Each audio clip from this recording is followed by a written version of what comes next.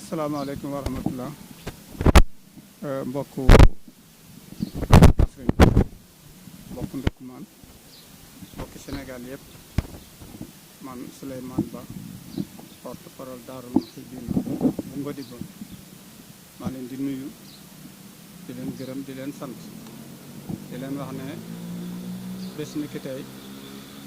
dañ ñëwoon fii ci Kaffrine toog ak monsieur le gouverneur ak chef service yu Kaffrine yëpp doon waajal siyaare Ngodiba doon def benn CRD fii wax dëgg yàlla liñ fi déggee dal na suñu xel jox nañu yaakaar di li àggaguñ ci bis yi gouverneur joxe na ndigal li mu war a joxe ci chef service yi mbokkat ci région bi te ci département bi waaye ku ne jël na matukaayam engagement am ne li ko ca war ca wet gëm féetoo dana ko def nam gën a rafetee dañ ko def nag rek ngir ànd ak suñu xalifa Cheikh Ibrahim Ba nga xam ne mooy xalifa Baye Niass fii ci Ndoukoumane dëkk fii ci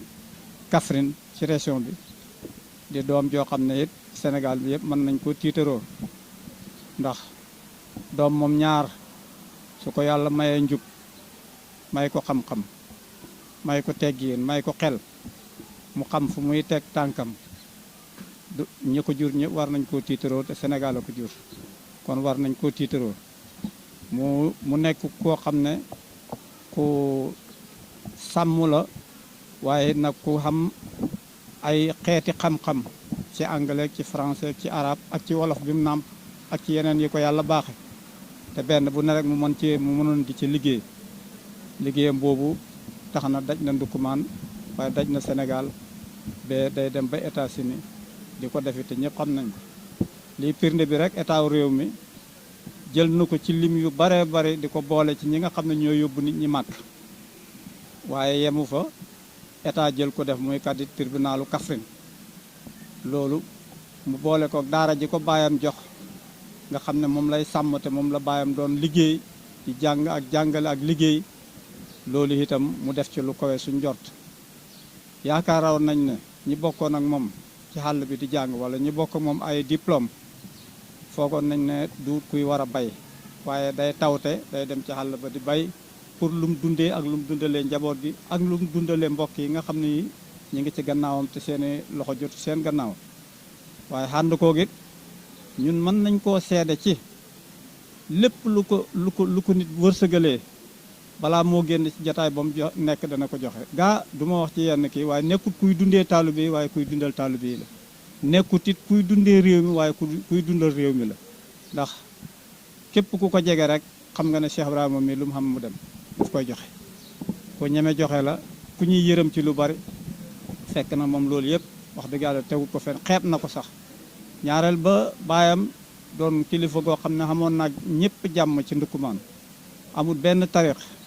man defe naa ne muqaddamu Baye Niass bu demee Xelkom di gore defe naa ne wàcc na tey jël nañ fi ay camion yu bari mu royee ko ci Cheikh Ibrahim Niass ñu dem Xelkom di gore bu ñu jékkee ba jant bi soo ñu lal malaanam wasifa ba pare jant bi soo ñu lafaat bu subaakaat ñu xëyaat bañ xewiñu te ay taal bi tiijaan lañ kon moom su ko yàlla mayee muy liggéey ci fànn boobu am nañ yaakaar ne teg na tànkam fa baayam tegoon tànk tey jii Sénégal gi ma xam man wala région bi wala département bi xawuma ci ku xamul Cheikh Ibrahima ci njub ak mbaax ak tarixa boo mën a bokk nag kon ñu ngi koy ñaanal yàlla fan wu gudd ànd ak wér. Ngodiba nangoo naa ci borom dëkku Ngodiba mu wane ne Ngodiba am na lu ëpp ñeenti téeméeri at yoo xam ne gentut musta wàññeeku kon dëkk boobu dëkk bu yàgg la sëriñ bi nga xam ne moo fi ñëw ñuy jëmmal tarixa bi mooy Alaaji Saloum Diané mi ngi fi ñëw 1943 la ñëw Ndoukoumane di leen nag fii la juddoo Katakel la juddoo Katakel gii ci la Alaaji Saloum juddoo ci la Alaaji Maas Ba juddoo kon daanaka Katakel ñun mooy suñu lépp waaye nag yàlla mooy tànnal jaam ci ndigalal xalifa Cheikh Ibrahim Niass mu tànn ñu dëkk Ngodiba ñi fa nekkoon di Alaaji Saloum Diané ñoo fa tabax juma jàkka lañ defoon jàkka jo doon jàkka ju baax a baax Alaaji Saloum Alaaji Maas di ko dundal keroog bañ ne dañ koy soppi ñëpp d'accorduñ woon ci ñu soppi ko ndax yaakaaroon nañ ne duñ fa mën a def lu ko gën waaye seen doom Alaaji Baawu Ba bàyyi ñu jox ko ndigal juróomi at mu door a rëdd jumaa ji dem na fi Nigeria tournée bu yaatu juróom-ñetti weer pour waajal jumaa jooju jumaa jooju mi ngi ko rëdd 1976 la ko rëdd ñi ngi ko sanc la 5 mai wala la 4 mai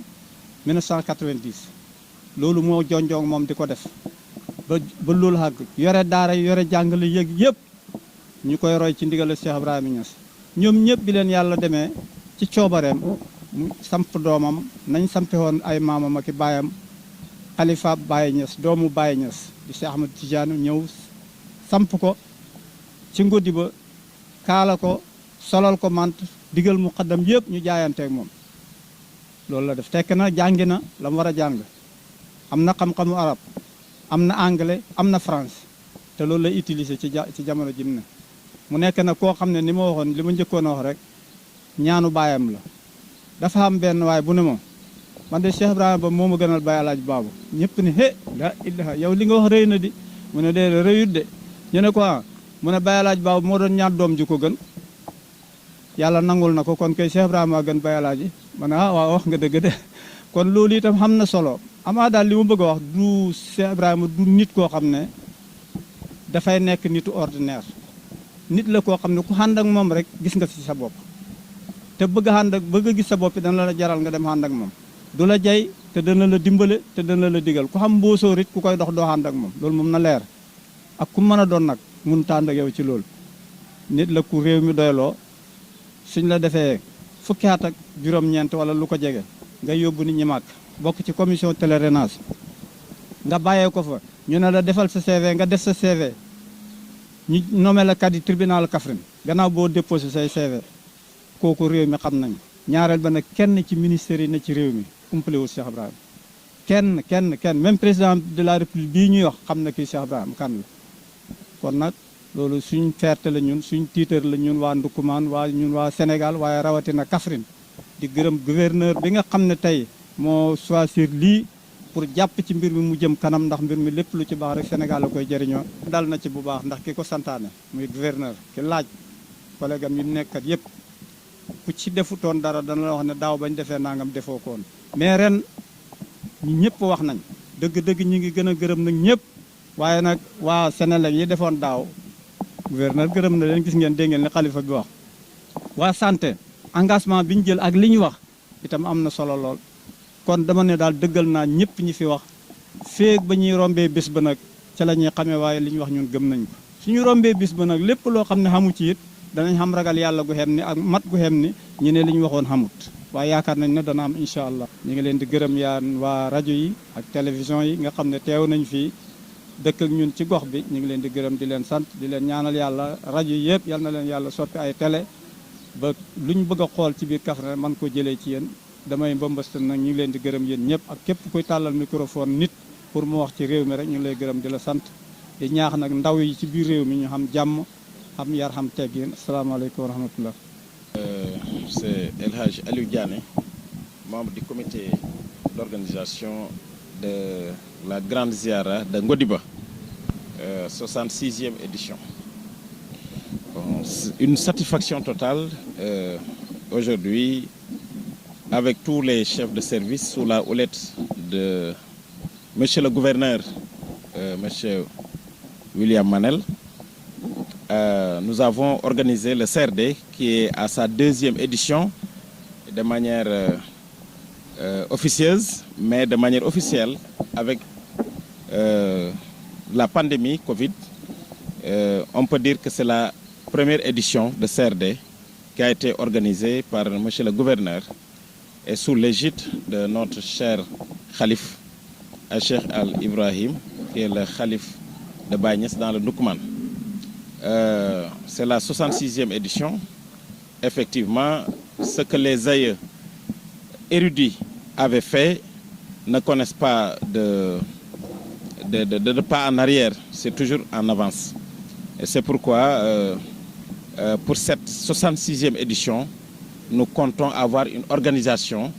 une des meilleures organisations par rapport donc aux années dernières. Et nous avons l'assurance, à travers le gouverneur, tous les chefs de service se sont engagés,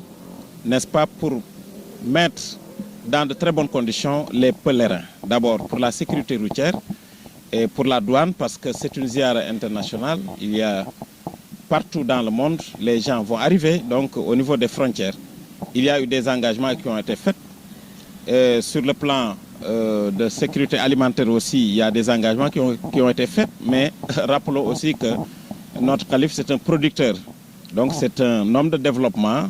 doublé quand même d'enseignants et de porteurs de messages de paix. Sur le plan éclairage public, la Sénélec a pris des engagements. De même que sur le plan sanitaire, nous sommes avec le docteur qui a vraiment aujourd'hui nous a bien rassurés et nous sommes très contents des engagements qu'il a pris. Parce qu'il y aura des consultations gratuites, la mise à disposition donc des ambulances, n'est-ce pas, qui vont prévenir, nous ne le souhaitons pas, donc les probables accidents. Et pratiquement sur tous les secteurs, nous avons eu satisfaction. Nous prions Dieu à ce que cet événement se déroule dans de très bonnes conditions. En tout cas, nous sommes très contents de notre calife, n'est-ce pas, parce que ce qu'il faut comprendre, c'est que Ngodiba a une histoire. Il est cadi aujourd'hui sur le plan administratif dans les temps modernes, mais c'est son arrière-grand-parent, son grand-parent même, qui a été un consultant du tribunal qui était là, et je crois que c'était des Blancs qui étaient là. Donc c'est une continuité, mais il faut bien comprendre aussi la position géographique et le rôle que joue Ngodiba. Nous sommes de la Faïda Tijaniya de Cheikh Ibrahim Niass. Ngodiba est l'un des 4 fiefs de la Faïda de Cheikh Ibrahim. Quand vous parlez de Medina Baye, vous parlez de Taïba Niassène, vous parlez de Kossi, évidemment vous allez parler aussi de Ngodiba. C'est toute une histoire, c'est ça qui fait qu'il y a une effervescence, n'est-ce pas, dès l'annonce de cette ziara, les gens vont venir de partout. Des fois même, c'est des touristes religieux, je peux dire, parce que Cheikh Ibrahim a mentionné, Ngodiba a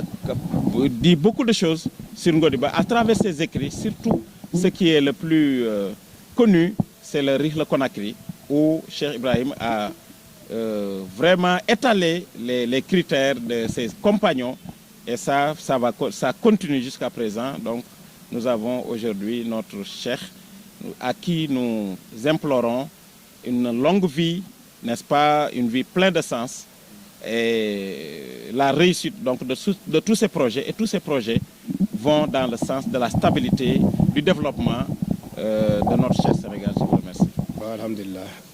ñu ngi sant Yàlla sa porte-parole bu waxee ba pare sa maire bi nga xam ne mooy dalal nit ñi ci commune am wax te ñoom ñëpp ñu bokk ci comité d'organisation bi waruma am leneen lu may wax lu dul sant leen sant président comité d'organisation bi ak membre mi sant monsieur le gouverneur de la région de Kaffrine waaye ak ñi koy jàppale surtout le préfet de Kaffrine ak le sous-préfet de Gniby ak ni ma ko waxee monsieur le maire léegi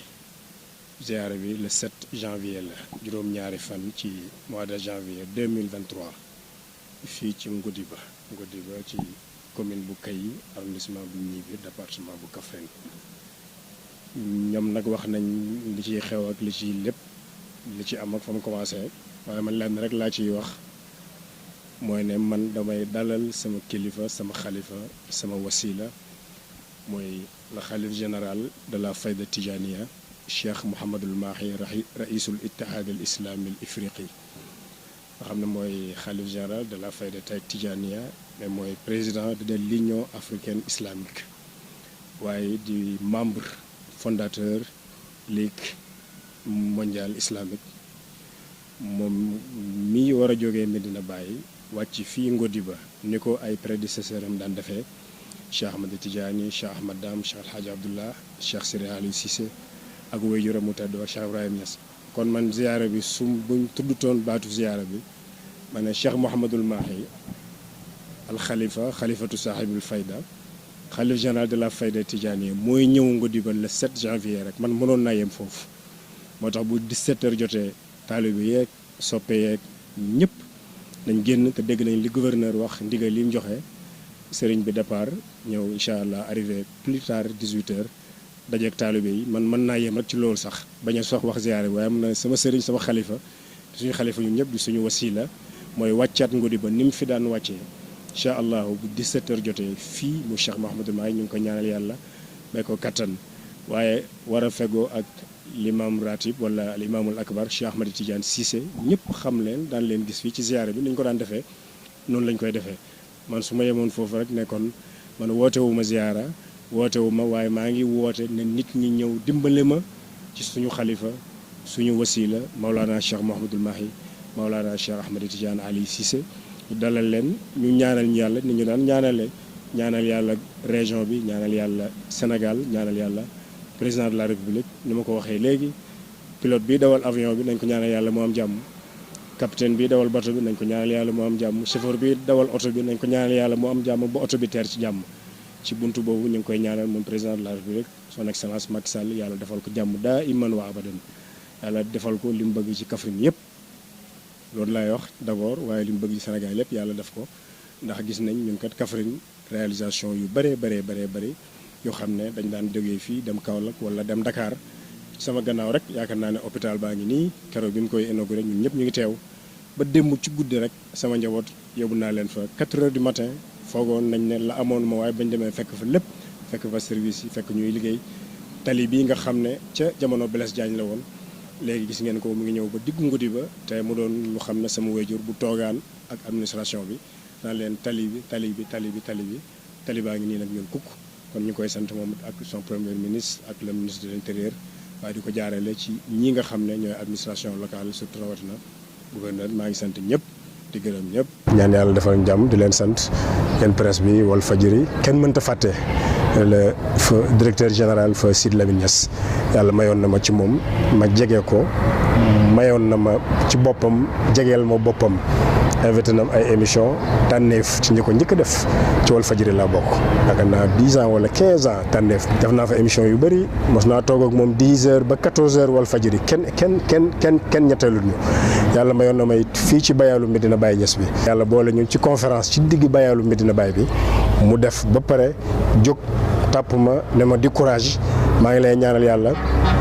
demal toog ma toog def programme yàlla dajale nañu ci lu mel noonu it waaye gannaaw bu mu nekkee di doomu Cheikh Mouhamadul Khalifa